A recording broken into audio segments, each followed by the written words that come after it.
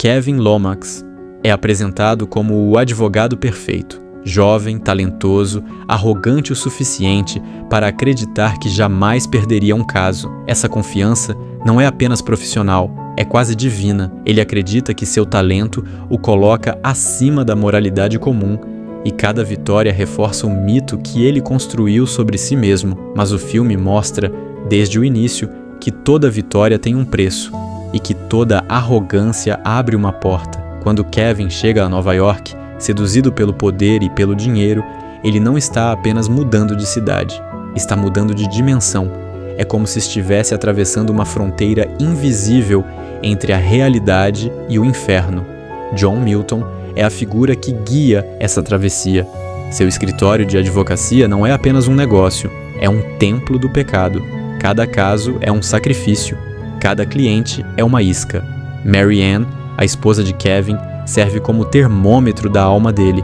No começo, ela é feliz, inocente, esperançosa, mas conforme Kevin mergulha mais fundo no mundo de Milton, ela vai se despedaçando, o casamento se desfaz, a mente dela racha, e o filme deixa claro que quando alguém se entrega ao pecado, não é só essa pessoa que paga o preço, é todo mundo ao redor. Esse resumo é mais do que uma introdução, é a preparação para o dilema final. A história inteira é construída para chegar naquele momento onde Kevin precisa escolher entre continuar alimentando a vaidade ou quebrar o ciclo de uma vez por todas. No fundo, Advogado do Diabo nunca foi sobre tribunais ou leis, sempre foi sobre a alma humana e até onde ela pode ser manipulada quando se esquece do que realmente importa. O clímax é um dos mais impactantes do cinema moderno. Quando Milton revela ser o próprio diabo, não é apenas um plot twist, é a revelação de algo que já estava escrito desde o começo. Kevin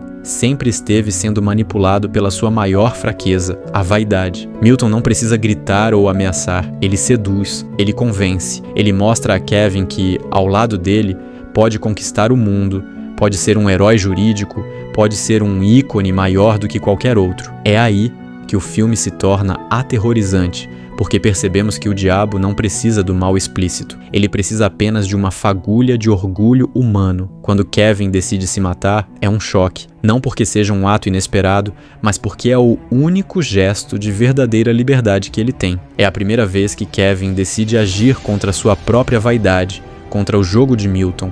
Ao puxar o gatilho, ele não mata só a si mesmo. Ele destrói, ainda que temporariamente, o plano do diabo. A reação de Milton é explosiva. O fogo, a fúria, a decepção. Pela primeira vez, ele perde. O diabo, que parecia imbatível, é derrotado não por Deus, não por anjos, mas por um simples humano que escolheu renunciar a si mesmo. Essa é a força da cena. Mostrar que o livre-arbítrio é a arma mais poderosa contra o mal. Mas, como veremos depois, até a liberdade é relativa, porque Milton não desiste. E mesmo a vitória de Kevin tem um gosto amargo de ilusão. Logo após a morte de Kevin, a história retorna ao começo. Estamos de volta ao tribunal. É como se nada tivesse acontecido. Essa repetição causa desconforto, porque sentimos que algo está errado. Não é apenas um reinício, é como se a linha do tempo tivesse sido dobrada. Kevin agora age diferente.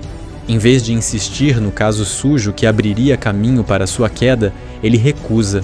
Ele parece ter aprendido, parece ter se tornado um homem melhor, disposto a trilhar outro caminho. É quase um alívio para o público, como se finalmente houvesse redenção. Mas a cena final destrói essa esperança. Um jornalista se aproxima e o convence a dar uma entrevista. Kevin, vaidoso, aceita, querendo ser visto como o herói. É nesse momento que a máscara cai. O jornalista se transforma em Milton, sorridente, e diz sua frase icônica: "A vaidade é o meu pecado favorito." Aqui está o terror do filme. Não importa o quanto você lute, o diabo sempre encontrará um ponto fraco. Ele não precisa de guerras, de sangue, de monstros. Ele precisa apenas da sua vaidade. É por isso que ele nunca perde completamente. Ele sempre volta. Esse desfecho é perturbador porque mostra que a luta contra o mal não é externa, mas interna. O diabo não está lá fora, escondido. Ele está em cada escolha egoísta, em cada desejo de reconhecimento, em cada orgulho que nos impede de sermos verdadeiros. É um final circular, mas não cíclico. É um aviso de que mesmo as vitórias espirituais podem ser corroídas pela vaidade. Muitos acreditam, e eu também, que o final é, na verdade, uma visão. O suicídio de Kevin não aconteceu de fato, mas foi uma chance, uma janela aberta por algo maior, uma força divina que mostrou a ele o futuro caso continuasse no mesmo caminho. Essa interpretação dá ainda mais peso à cena. Kevin, diante da revelação, teria recebido uma visão de como sua vaidade poderia destruir tudo: sua esposa, sua carreira, sua alma. E nessa visão, ao se matar, ele simbolicamente rompeu com o diabo, mas, ao retornar ao início, falhou em perceber que o perigo não era apenas externo, estava dentro dele. É aqui que o filme se torna ainda mais sombrio, porque mesmo tendo visto o inferno, Kevin ainda cai na tentação mais simples, o desejo de ser admirado. O diabo não precisa enganar com grandes truques, ele só precisa dar um empurrãozinho no orgulho humano. Essa teoria também reforça a mensagem central: o livre-arbítrio é real, mas é frágil. Um deslize, uma vaidade, um olhar de superioridade, e já estamos de volta nas mãos de Milton. O inferno não é um lugar físico, mas um ciclo que nunca se rompe. O que Advogado do Diabo nos diz é que a luta contra o mal não é contra ele, é contra nós mesmos. Advogado do Diabo não termina com uma vitória, termina com uma ferida. Ele nos mostra que, no fim, não importa se acreditamos ou não em forças sobrenaturais, o verdadeiro perigo é o nosso ego. Kevin tinha tudo: inteligência, talento, sucesso, mas nunca conseguiu vencer a si mesmo.